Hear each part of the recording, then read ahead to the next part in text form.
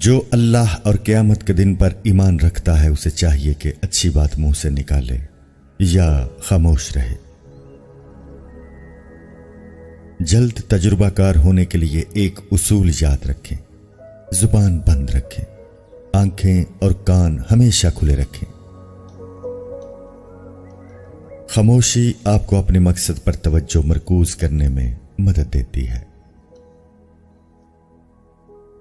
ناراض آدمی کو پیار سے خاموش کرو، بیمار انسان کو نرمی سے خاموش کرو، کنجوس کو سخاوت سے خاموش کرو اور جھوٹے کو سچ کے ساتھ خاموش کرو۔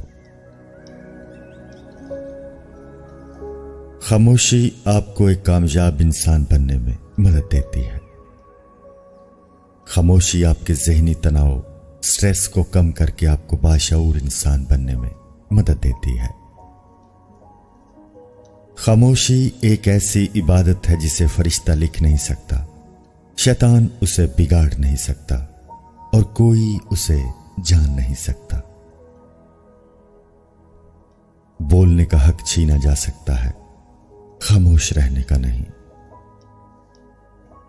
خاموشی بھی ایک عظیم نعمت ہے، خاص طور پر اس وقت جب اختلافات زیادہ ہوں، آوازیں بلند ہوں، علم کی کمی ہو اور دلیل کی کوئی اوقات نہ ہو۔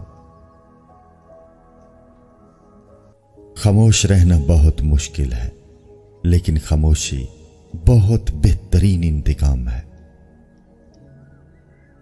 خاموشی سے کی گئی دعا اور محبت دونوں ہی بہت طاقت رکھتی ہیں۔ خاموشی کسی کو بتانے کا یہ بہترین طریقہ ہے کہ آپ نے اچھا نہیں کیا۔ احمق اپنی بات سے اور عقل مند اپنی خاموشی سے پہچانا جاتا ہے۔ جب خاموشی کو ہتھیار کے طور پر استعمال کیا جائے تو یہ الفاظ سے بھی زیادہ زخم دے سکتی ہے۔ آپ جتنے خاموش ہوں گے اتنا ہی آپ بہتر سن سکیں گے۔